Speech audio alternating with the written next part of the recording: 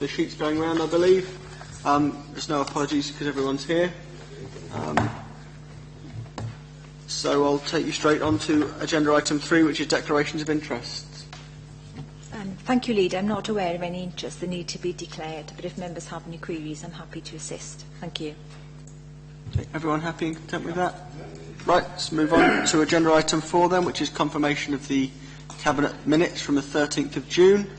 And if I take you through those on page 3, page 4, page 5, page 6, page 7, and the Welsh language version on page 8, page 9, page 10, page 11, page 12, and 13. Can everyone agree those are a true and accurate record? That's great. Move to agenda item 5 then, which is update on actions. Chief Exec.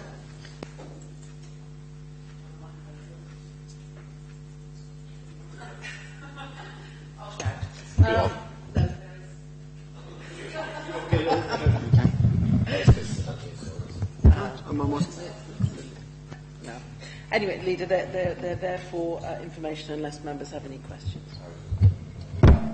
Any questions?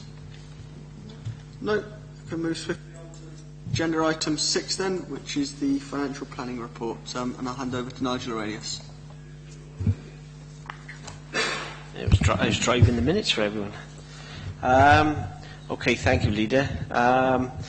This is the first report in relation to 18-19 and financial planning beyond.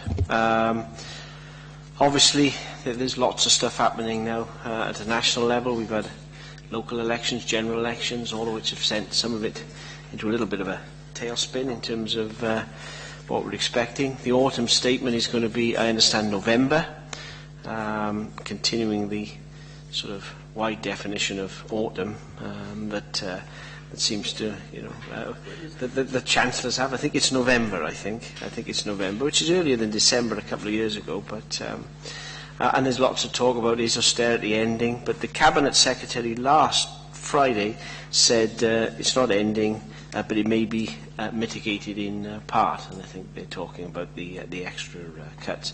But he left us in no doubt as Treasurers we can expect things to be tough and still difficult choices to make. So obviously we need to be dealing with in that sort of frame. So in terms of the report, at 4, I set out the challenge that members would recognise from the budget of February this year, with the challenge of 16.6 million. I then go on to indicate that the financial challenge is made up of 2 elements. Really, you've got cash challenges. Pay, price, inflation, and then you've got demand challenges. And then I go on to suggest that maybe as we approach this in a sort of whole authority way, that we should perhaps look at those, separately and have sort of ways of addressing them separately. They will overlap. Some of the demand will have a sort of a cash element to it. But if we think of it like that, we may have a way forward. In 4.4, I then I've changed or sort of updated the medium-term financial plan for some revised assumptions, which we do at this time every year. They're listed in 4.4. I suppose the most noticeable one is reducing the pay assumption down to 1%, which recognises that's the public funding cap at the moment. Obviously, there's a lot of discussion going on about the public cap. Obviously, if the public cap changes, that will come with funding. But whether it changes for all public sector workers or just targeted ones remains to be seen. But we've reduced it in these assumptions at the moment, and that drops the challenge down to £14.8 million. I make the point in 4.6. I'm not sure what happened to 4.5. I make the point in 4.6 that obviously, whilst we have a reasonable degree of confidence around the way we produce the MTFP, it is always at a point in time, and it's not until we get the estimates in September and October that we have a firm position in relation to 18 and 19, and I'll come on to the current year towards the end, and we take no account of that.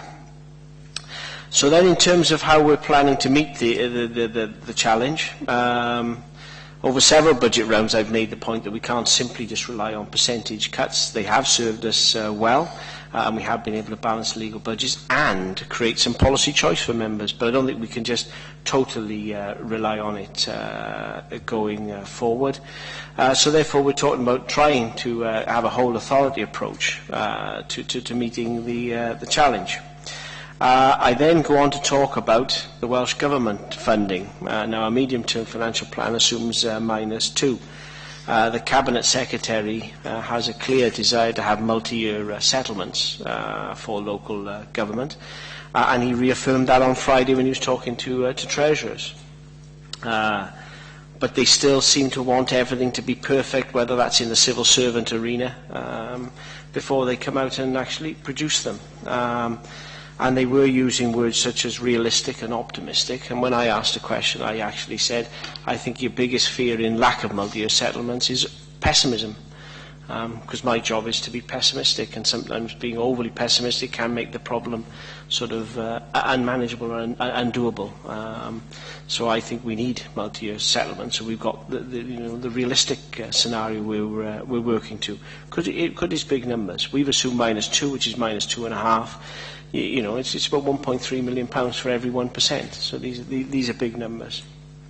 So in terms of 5.2, I suggest that we should focus initially on a scenario around -1, and then have some fallback measures if it appears to be -2. And actually, if it's less than -1, then you will have some policy choice and some way to put towards your priorities. I've then split the challenge up in 5.3 around cash and demand. And then I go on to start talking in 5.4 about the things that we might look at in terms of the cash releasing savings. Now these are targets. These are targets. And there's not no definitive programs under each of those, but they're setting targets. So if we just canter down them, we've got procurement, reviewing contract and off-contract spend. That's quite a modest saving there, just getting stuff onto contract. In terms of more efficient use of premises, that's about 7 to 10. That's about recognising that there is now space within the Civic Centre and space within T-Blind because of ABS and stuff like that. You're only going to walk around the Civic. There is space within the Civic. And we've still got buildings that we rent and house office-based staff. So we should look to shrink in there as quickly as we can. Reducing transport costs. Under Duncan's leadership, we now have an integrated transport unit within neighbourhoods that has had quite a lot of success so far in making savings, and particularly within education, and we think if we expand that out into starting to look at social care, there's the potential for some modest savings there. The Welsh Government charging policy, they released that last year and said you can up it by £10 a year in each of the 5 years of the Assembly, so that's just recognising that. Fees and charges and review of subsidisation. There's no assumed increase in fees and charges built into the pressures, therefore it seems sensible to build at least something into our targets. And in terms of subsidisation, that's about looking at everything we charge for, understanding what it costs us in a service, in a cost sense, and then asking you as members for a clear steer on those you want to actually subsidise or those you'd like to subsidise less. There may be ones you want to subsidise more. But that will be a political choice. And also on the fees and charges in development income strategy, they're all at the moment agreed within sort of service areas, sometimes by chief officers, sometimes by executive members. It's about saying, well, really, you as a cabinet should have a view on that as a collective. In terms of then efficiencies and nudges, that's about challenging the base spending levels. That's about looking at Part B of the business plan. That's about perhaps revisiting those savings that were approved over the last 2 budget rounds and then for a variety of reasons not implemented.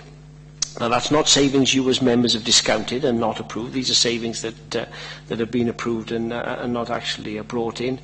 And reviewing Part B of the business plan, that's the non-priority areas, or not within your 3 main priorities, having a review on that. I put, I think, very modest targets there.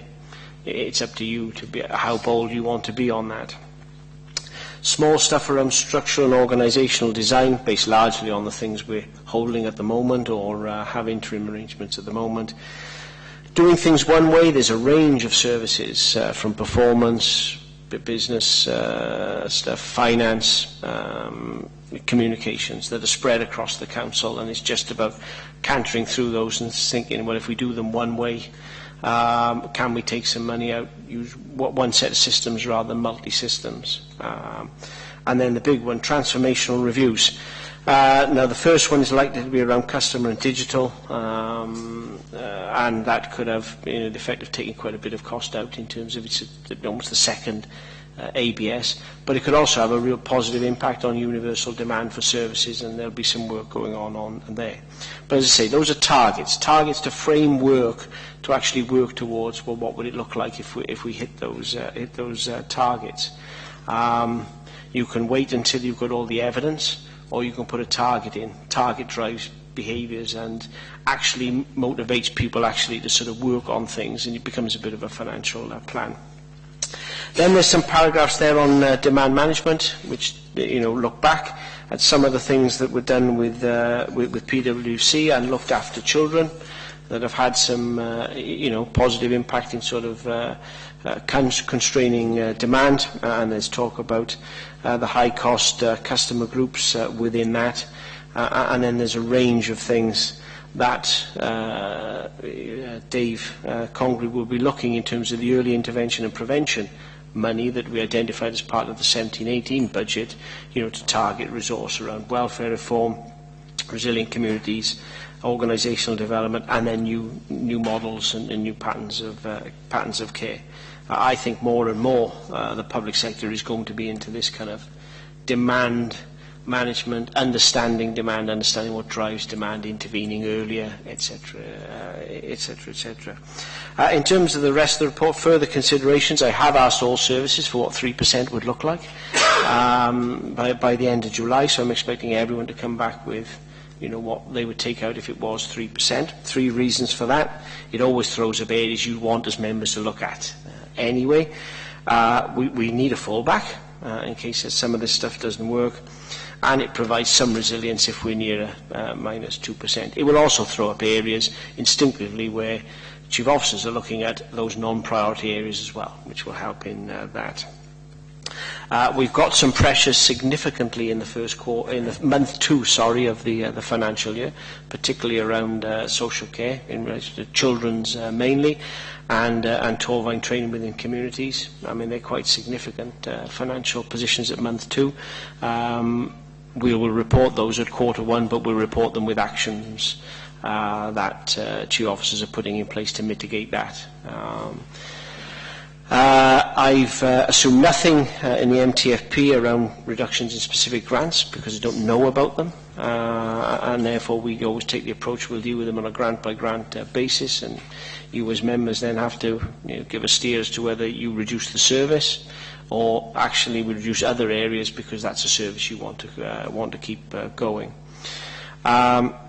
I mentioned about the business plan and service plans. I indicate we haven't done a well-being assessment on this report because actually there's nothing in here to do and on. We'll do that as part of the programmes and activities that come out of it.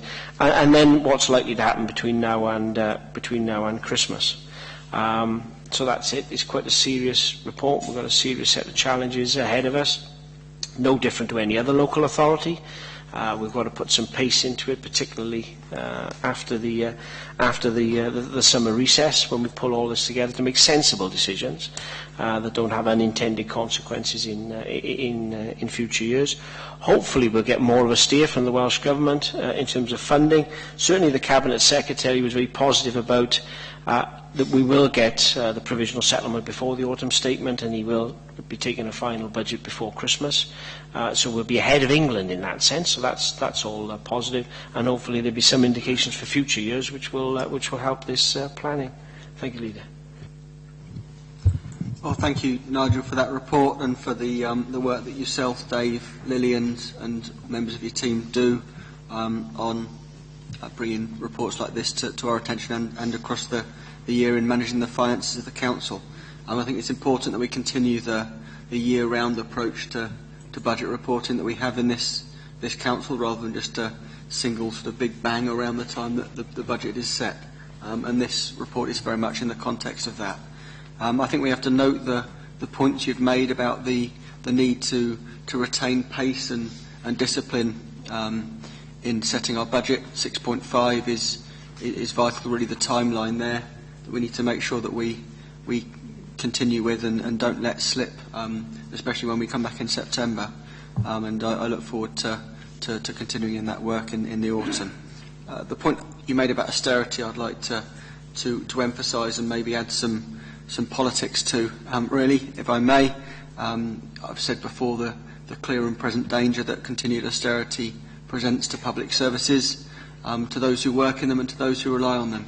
And I think that's a point worth making today again here, that we call on the government, the UK government, to recognise the impact of austerity on public services, and to take a different path that values public services and values the things that we deliver as local government. We're not unrealistic. We don't expect the earth. We're not asking for all our pressures to be covered. But just, for example, if we could have a cash flat line for a couple of years to allow us to try and still make tough decisions, but to be able to invest in services like schools and social care, neighbourhood services, community services, things that are really vital in our communities. The danger with austerity, of course, is that it attracts a lot of attention in the first few years, but of course the further down the line you go, the closer things get to breaking point, and councils around the country are struggling to provide services with ever more demand, ever fewer staff, and ever less cash to go round, and eventually that's going to result in more and more crisis, no matter what we do as council to try and be more efficient, to try and use the money we have better. If the money we get keeps being cut so savagely, then that's going to have an impact. The other sort of plea that I'd like to echo that you made was about multi-year settlements. This is more to the Welsh Government than the UK Government, as the first one was. I welcome the Cabinet Secretary's positive noises. I welcome his listening approach with local government. But, to put it bluntly, multi-year settlements turns this kind of forward-thinking and medium financial plan from an art form into more of a science. And the more we can move to a science, the more accurate we can be with our predictions. The benefits of that are huge. We can plan over a number of years. If we know in 3 years' time, for example, how much money we have, we could plan much better than if we only know for the next 12 months. It stops, as you said, over-pessimism. There are two dangers, of course, when you don't know the figures. One is that, that if we were to stick our heads in the sand and think that everything will be okay until, it isn't, and then you panic. You don't want that. But also, as you say, you don't want a situation where you plan too pessimistically and therefore have to consider cuts to services that you wouldn't have otherwise had to have considered. And that's something I think is a very important point to make. So the more forward indications we can get from Welsh Government, the better job we can do with them to try and protect public services. We are lucky in Wales, in local government, that we have a government who care about public services, care about local services, and want to work with us to maintain and improve those services. But the more we can have that communication line and those forward indications, the better we can work together, I think, and I welcome that. You mentioned about priorities in Corporate Plan 3. I think that needs to be front and centre of our minds. The budget last year very much linked in with the corporate plan. We've set the 3 priorities of education attainment, protecting the vulnerable, and a cleaner and greener borough. And we really need to make sure that those priorities run through our budgeting decisions like a golden thread. So that's something that we need to really reassert going into this. two last points really. One about demand management. It's mentioned at 5.11 in the report. I was lucky enough to be able to give a positive interview on the radio this morning about the work that our team have done regarding discretionary housing payments. That's great credit to Richard Davis and Officers in Housing and Revs and Benefits, that we've worked closely with our partners to make sure that we're the top council in Wales in terms of spending discretionary housing payments for those in need. I think that's an important point, both because it is an example of helping people who need it and helping prevent homelessness, and also it's an example of early intervention and prevention. If we spend a few pounds to help someone avoid a housing crisis situation, it saves us money further down the line of having to deal with that crisis, as well as being a better outcome for the individual. And I think that's key. So thank you to those officers. The second, the point you made about pay. I think the public feeling in terms of public sector pay is becoming ever more paramount. The UK government seemed frozen in action on what to do, but I'll make 2 points. First of all, you cannot go on forever. They cannot go on forever freezing the pay and giving real terms pay cuts to the people who provide vital services in our country. The situation of nurses and teachers being forced to go to food banks because of year-on-year real terms pay cuts is a disgrace in a civilised country. And I think, at a point of principle, we need to make that clear. But secondly, of course, if they do decide to release any pay caps, they're going to need to fund public services to do that. You can't just end a pay cap and not provide any funding. I think that the staff who work for us work ever harder with fewer resources, more work all the time, and I think they deserve a break. And I hope the UK government step up to the plate and properly fund that. And with that, I'd like to welcome the report and hand it over to other Cabinet members for any questions or points you want to make.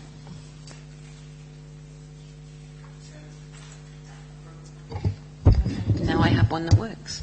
Okay, thank you for the report. There's only some points. 5.6, page 20. You have alluded a little bit more to transport costs. It says on here, a continuation of the work that has already yielded financial savings, and verbally you've just explained the integrated transport unit, but for anybody that was reading this, they wouldn't necessarily know what's already happened, so some clarity on that one, please. And also the next page, which is page 21, the top point there, same number, implementing the Welsh Government's charging policy for non-residential care. Some more information on that as well, please.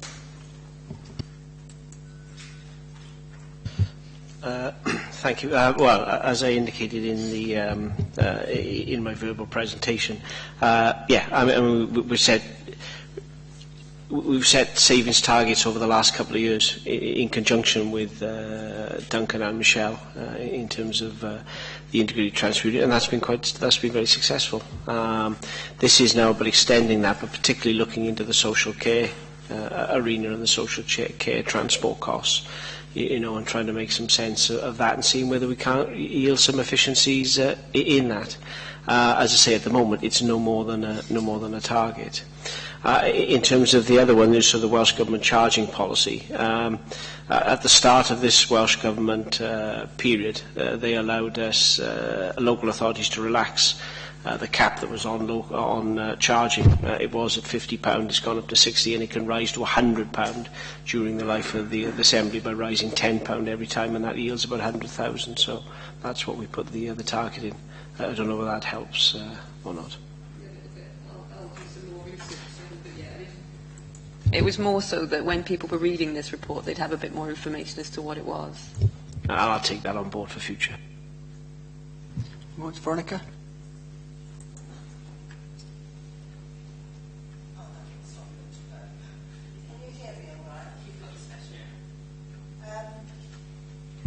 I have mentioned,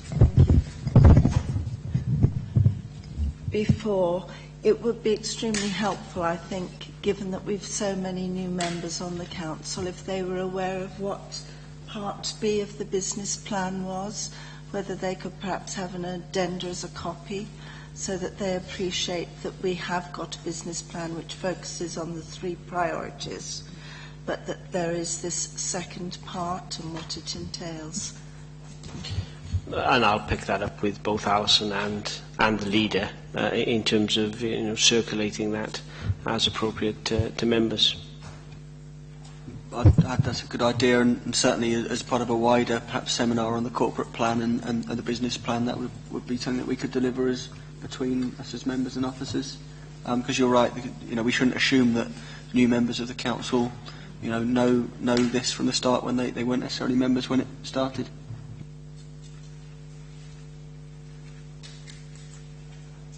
It's not a question. The report makes reference to 140k of the Prevention and Intervention Fund that we've already allocated. I just wanted to make sure that it didn't pass by without referencing what that's gone towards, and that's the Family Support Programme, which will deal with some incredibly complex families that need intensive support to help support them into a position of sustainability. As 140k, we estimate, using modelling, that will bring an additional 50-odd families. And that could lead to, based on modelling, savings of nearly 600 grand. So that's one example of prevention and early intervention, and where it could pay off quite significantly in terms of financial savings for the council and for the social impact. So these families are going to be intensively supported to be in a better place and a better situation, which then leads on to all sorts of knock-on effects in so many other sort of avenues. So it's just one example of where we're working much better in terms of prevention and intervention, and this is the direction we will be continuing to go down. And through necessity, obviously, you made reference to austerity. There are so many negative effects of austerity, but some opportunities are prevention and early intervention, which I think we're grasping quite well here. That's a very good point, and the need for us as a council to break out of the firefighting cycle and set aside that money for early intervention and prevention, if I can say it properly, and have that win-win situation of both the social good and also savings for the council in the long term, and for other public services we could add. Great. If I can move to the recommendations to the report then. The recommendation at 7.1 is that Cabinet note the report and endorse the approach outlined. Can I have votes in favour? That's carried. Thank you, Nigel.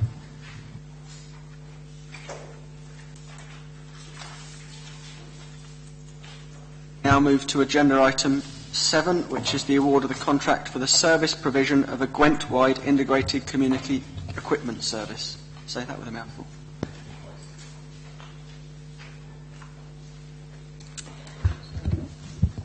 So small on the screen here. Thank you, Leader.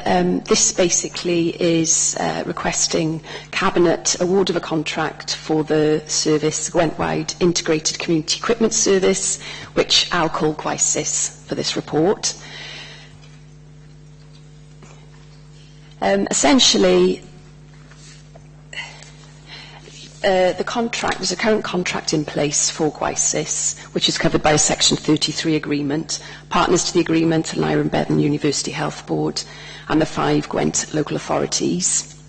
The current contract is due to expire in March of 2018. It's been running for 5 years plus a 2-year add-on. And obviously we needed to abide by European procurement and UK procurement law and go out to tender the contract. The service essentially in point 4.3 is a community equipment service, so we provide equipment for people with disabilities, hearing impairments, etc. across the Gwent region with all those partners engaged. The service provider is required to deliver, install equipment, maintain it, repair, recycle, refurbish it across the region.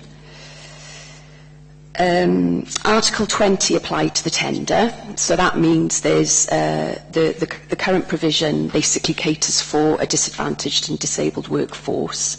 So Article 20 was imperative to the tender so that we can continue to do that through a new GWICES contract. I won't go into detail on the actual tender process because it's quite lengthy and that's outlined in section 5. What I will say is the evaluation panel had key representatives across the 6 organisations. So that included finance, occupational therapy, physios, etc.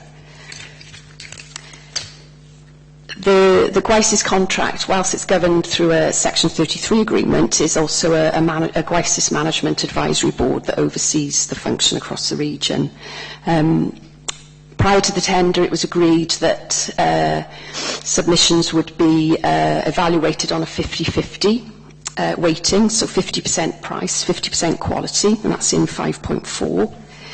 A number of factors were considered in the evaluation, a desktop exercise, IT systems, there was presentations from the prospective tenderers, site visits, IT was considered, etc., and all that fed into the quality and cost that was evaluated. The final results, there were actually two submissions, and both scored really well, actually. So that's in 12.1, and that leads to some of the recommendations later on. As typical, we obviously went through a period of consultation with Councillor Clark, procurement, finance, etc., the management board and other processes prior to getting to this stage.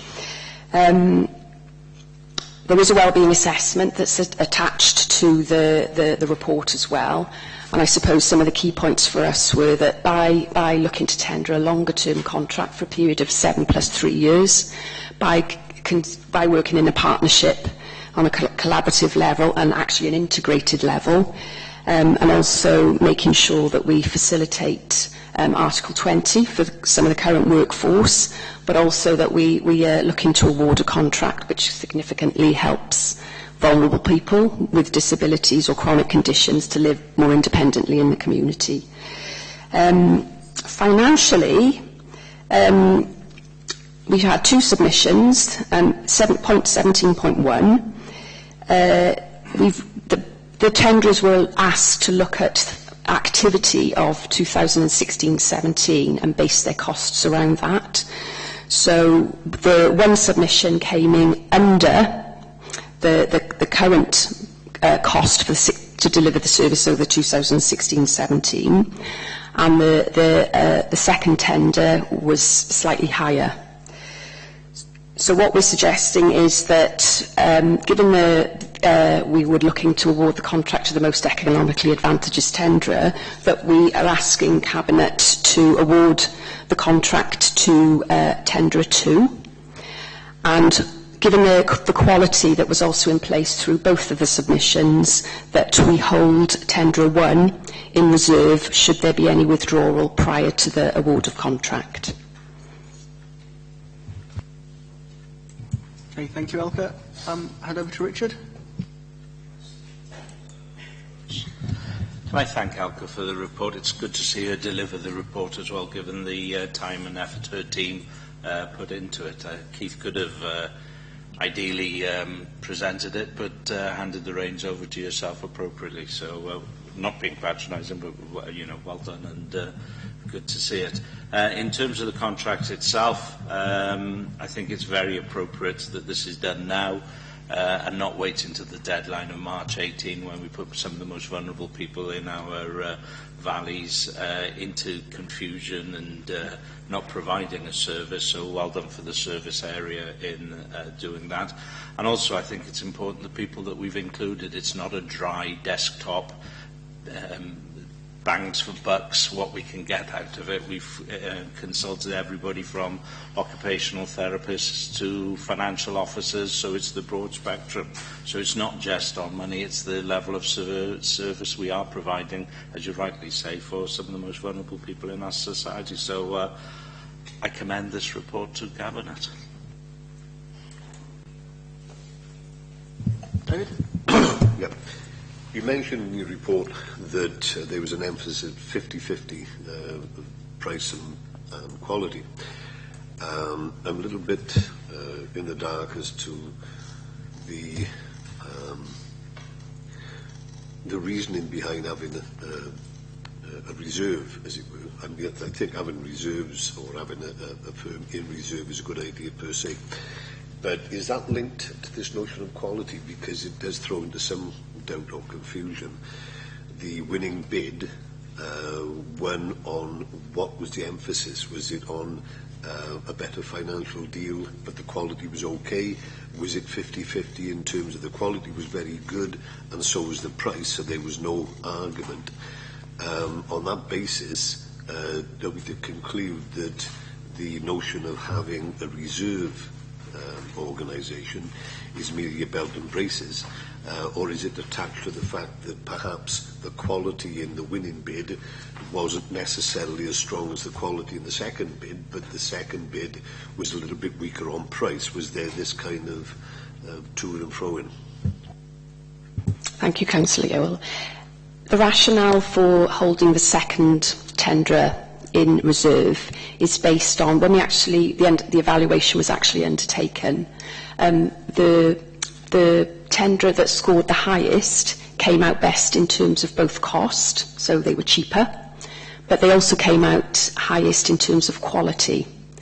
The second tenderer, which is actually tenderer 1, also came out very high on quality, not as high as the first tenderer, so that's why we could consider holding them in reserve. Similarly, we've gone out to tender, there were 2 submissions, there is a limited market, so where we enter the stage where we actually offer a contract to the first provider or tenderer, in the event that they don't wish to take it up, there's the option to go back to the second tenderer. They met the quality criteria, but they weren't as good as the first, and they weren't as, they didn't come in as such a low cost.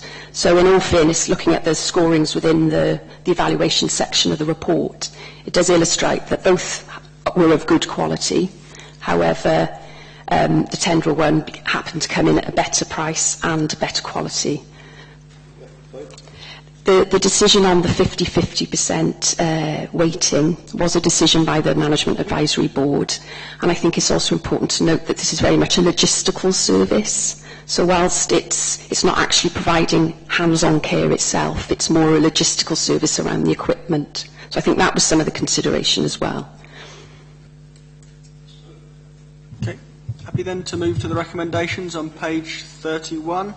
The Cabinet approved the award of the Gwent-wide Integrated Community Equipment Service to Tenderer 2, and that Cabinet approved that Tenderer 1 is held in reserve should there be any withdrawal prior to the award of contract.